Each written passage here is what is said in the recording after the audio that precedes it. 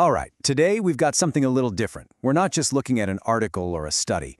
It feels more like we've intercepted a secret document, a handover letter, a playbook, really, from a senior tempter to a junior one. So let's dive in and deconstruct this incredible strategy for psychological manipulation. And right off the bat, the letter hits us with this core philosophy. It's cryptic, it's kind of chilling, and it perfectly sets the stage for the strategy we're about to unpack. It's all about containment, and you're about to see exactly what that means. So, here's the setup. Imagine we're looking right over the shoulder of this new tempter, reading the instruction manual left by their predecessor. And the mission? It's a long-term assignment focused on one single human being. The objective is crystal clear. Guide a human, subject, away from her faith. That one goal is the engine behind every single tactic we are about to uncover. Now, this assignment, it was anything but straightforward. The senior tempter admits that the mission got really complicated. Why? Because the subject's faith wasn't just some cultural habit she picked up from her family. No, it had become personal, something she felt very, very deeply. And you can see the whole challenge laid out right here. In her childhood, her faith was manageable. It was just part of the family routine. But then, at age 14, everything changed. A personal conversion made it her own. And in the tempter's own words, this change sent me floundering. All the standard tactics were suddenly useless. And this is where you see the strategy pivot. The tempter literally admits that the usual method, encouraging some big destructive rebellion, was completely off the table. Her conviction was just too strong. So, a new, much more subtle, much more psychological approach was needed. So that leads us to the first major strategy in this playbook, the outsider tactic. This is a fascinatingly simple, but wow, is it a powerful approach. It's all about weaponizing one of the most basic human fears we all have, the fear of not belonging. So here's how they do it. It's basically a four-step psychological argument, just whispered into the subject's mind over and over. Step 1, your faith is a little uncommon. Step 2, and uncommon is, well, it's kind of weird, right? Step 3, and being weird makes you an outsider. And then the final blow, step 4, it's embarrassing to not belong. It's just a direct assault on her social confidence. So what's the goal here? What's the point of all this? Well, it's not to destroy her faith immediately. Nope.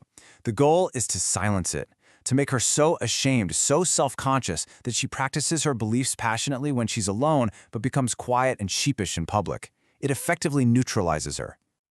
Okay, so if that first tactic was all about social pressure, this second one is about flipping the script entirely.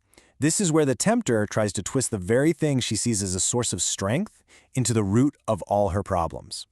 And this chart, it just lays out the reframe perfectly. On the left, you've got her perspective. Faith is strength, it's community, it's freedom. But on the right, you see the new narrative being pushed.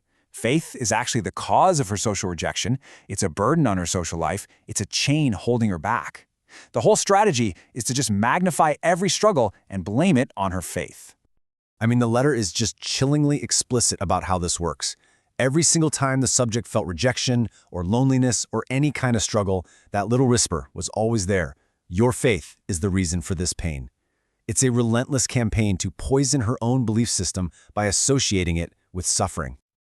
And you have to understand, these tactics aren't just one-off attacks. They're all part of a much broader, long-term strategy of deception. The letter makes it clear this is a war of attrition, fought over many, many years. And at the heart of this long game is a core principle that the tempter calls light prevention. And this brings us right back to that cryptic phrase from the very beginning. The goal is containment. By silencing believers like the subject, the tempter prevents that light from spreading, which effectively keeps others in what the letter calls darkness. And this playbook has a whole arsenal of tools. It's not just isolation and reframing. For instance, they'll weaponize apathy, using her moments of indifference to create distance. Or they'll stoke her anger over very real problems in her church, turning a place of support into a source of frustration.